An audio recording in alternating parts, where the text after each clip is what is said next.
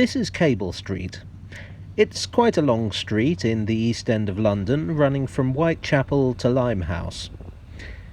It gets its name from the fact that the street was used for rope making, ropes literally being laid out here as they were made. And in 1936, it was the scene of an event that changed the course of British political history. Let's start with some background. This is Sir Oswald Mosley. He was a politician, initially Conservative, then Labour. But what he's most famous for, if not notorious, is for being the founder and leader of the British Union of Fascists.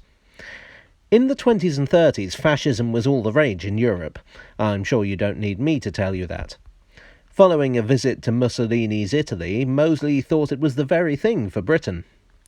And while Britain never had a fascist government, the British Union of Fascists initially had a retrospectively surprising amount of support. For instance, it will come as no shock to anyone at all that the Daily Mail published an article in favour. At its height, the party had around 50,000 members. But what started out as an apparently legitimate alternative to the political establishment started to get more extreme. I know, who'd have thought a fascist party would attract extremists.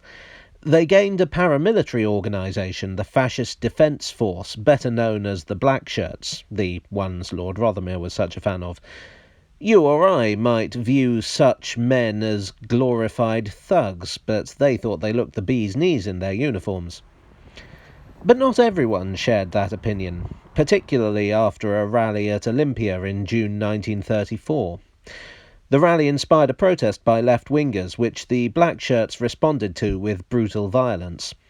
The journalist Fred Mullally described it as like seeing the beast unchained. Support for the BUF dropped instantly. Many Tory ministers who had previously been favourable changed their minds, as did the Daily Mail. The loss of support rendered the BUF unable to participate in the 1935 general election. Mosley decided to double down on the extremism for some reason. In 1935, he officially declared an anti-Semitic agenda for the party, which really didn't help matters. In 1936, Oswald decided to hold a march in the East End. The party did enjoy some support there, despite, or perhaps because, it was an area with a large Jewish population.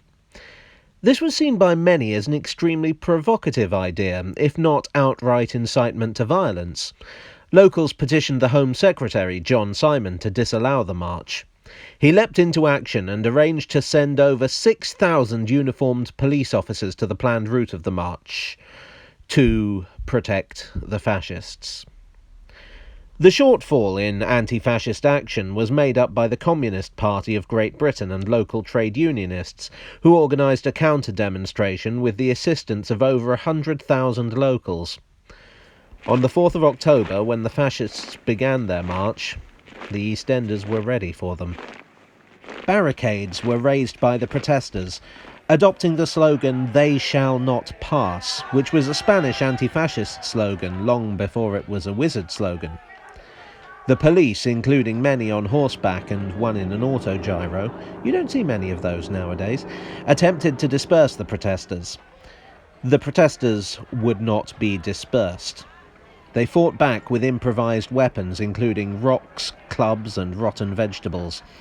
Some protesters made their opinions on Mosley and his rhetoric very clear with the aid of full chamber pots. Although the conflict is today known as the Battle of Cable Street, violence was seen on several sites in the area, most notably Gardiner's Corner in Aldgate.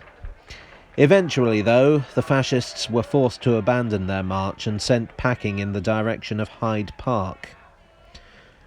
Though Mosley initially claimed the march had been a great success, it would turn out to be a major blow for the BUF as it stood. December of that year would see the Public Order Act 1936 passed, which would outlaw the wearing of political uniforms, and therefore the Black Shirts themselves. As for the BUF, it would be outlawed altogether in 1940, and Mosley would be imprisoned for the duration of the Second World War. His political career never quite recovered. Today, a mural and plaque commemorate the battle.